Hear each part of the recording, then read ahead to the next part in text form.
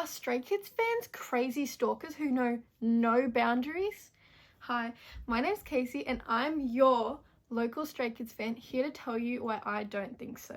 I intend to examine how the representation of K-pop fans in media has been affected by moral panics. I will go in depth with my research through the group Stray Kids and how the portrayal of their fans has led to harsher judgments and stereotypes of K-pop fans. In this video, I aim to discuss the warped perception as fans and represent a fair and accurate one. The topics I will go over in this video include Stray Kids and their fandom, participatory culture, and moral panics. Before we get started, let's introduce Stray Kids and who they are. Hello, we are Stray Kids! Woohoo! They're a South Korean boy band made up of 8 members and they made their debut in 2018. Unlike most K-pop groups, Stray Kids produce and compose all their own music, which is enjoyed globally of all ages and genders. I also want to define moral panics, a term coined by Stanley Cohen in 1972, and I'll discuss its theory throughout this video. It can be described as a person or a group that emerges and becomes a potential threat to societal norms and interests, often from exaggerated portrayal in the media. Stray Kids can be considered a moral panic in many ways due to their defiance of the norms. Examples include members embracing femininity, their music incorporating multiple languages, and fans from all ages and genders. In the media, a stereotypical man is often depicted as a masculine, heterosexual, Caucasian man. So when K-pop was becoming popularized in Western media, they were seen as a threat due to the male idols breaking these stereotypes. They can be seen wearing makeup and feminine clothing while still presenting quite masculine and having the admiration of many. Same thing can be said for their music, as when I'm listening to Stray Kids music, I can't even count the amount of times I've been told, "You don't even understand what they're saying."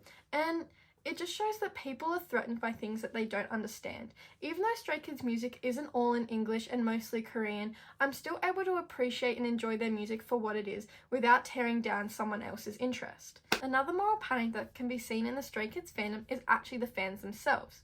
Majority of fans are female, however there is still a considerable amount of male fans. These fans are often looked down upon in society as they seem weak due to enjoying a hobby that is prominently female dominated.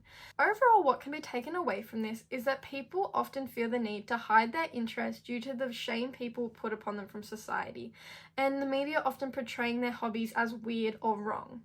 The reason I decided to aim my research on Stray Kids and K-pop instead of a different artist or genre is mainly due to the relationship that idols have with their fans. In Western culture, there is a clear boundary between fan and artist. However, in K-pop, the artists play into the parasocial relationship and make it feel the fans know them on a personal level despite having never met. This has been made possible through the online presence, and in 2018, Suk-young Kim did a study on K-pop idols and fans and found that K-pop artists used to be no different from any other artist, but the digital world has transformed singers to all-round entertainers. He states that these idols are always presenting an attractive public persona while all under the constant scrutiny of the mediaized world. An idol's main job is to satisfy their fans. This is why I've chosen to focus my research on Stray Kids, as unlike Western artists, K-pop artists purposely create these strong parasocial relationships with fans that outsiders often view as weird or obsessive. As I said earlier, most Stray Kids fans are young women. In Thilstone's book, From the Dance Hall to Facebook, she discusses the inaccurate portrayal of teenage girls in media, as it typically represents teenage girls as crazy, mindless, naive consumers who go to any length to meet those who they idolize. It saddens me that this is the representation of young women rather than being passionate, excited young ladies who just want to have fun and support their favorite artists.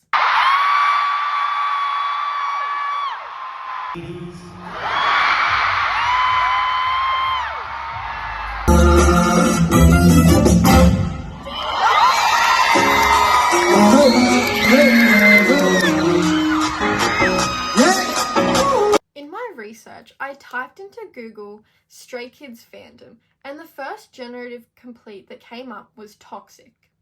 Media psychologist Cynthia Vinny found that as of 2023, the term toxic fandom has become a more popular buzzword among news outlets and journalists to describe the negative and unacceptable behavior of fans.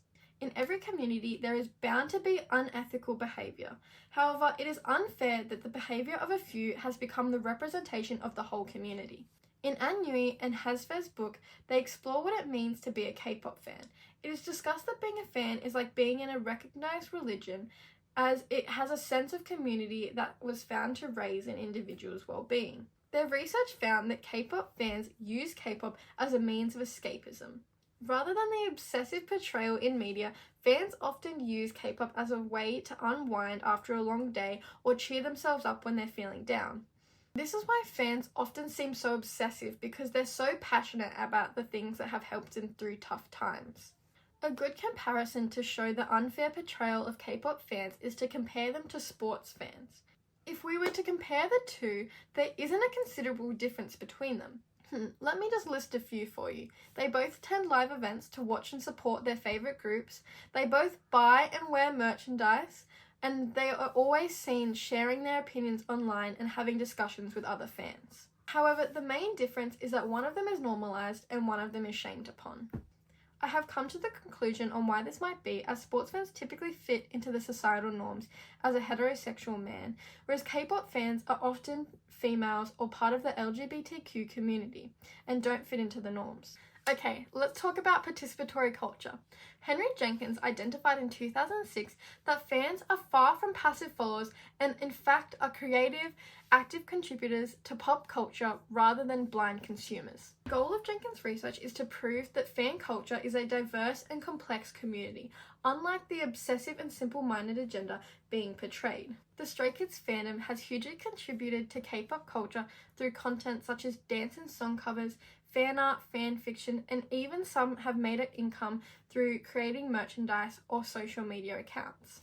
They wonder how my spotlight is so bright.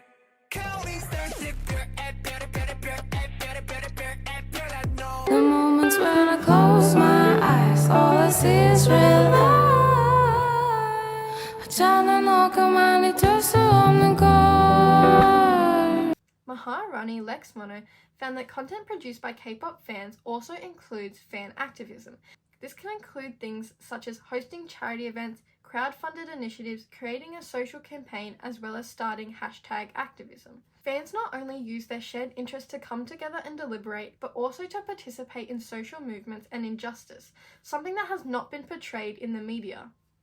This can be seen between Stray Kids and their fans within the last few years, as Stray Kids have been active philanthropists with charities such as UNICEF, the Snail of Blood, World Vision, and more.